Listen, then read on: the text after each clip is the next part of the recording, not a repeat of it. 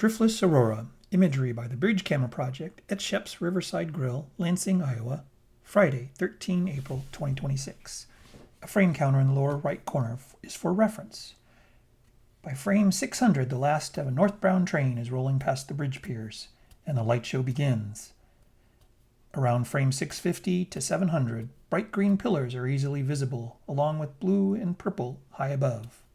Green auroras are typically produced when charged particles collide with high concentrations of oxygen molecules in the Earth's atmosphere at altitudes of around 60 to 190 miles.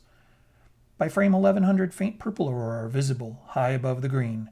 These colors are produced when solar particles collide with nitrogen in Earth's atmosphere of 60 miles or less.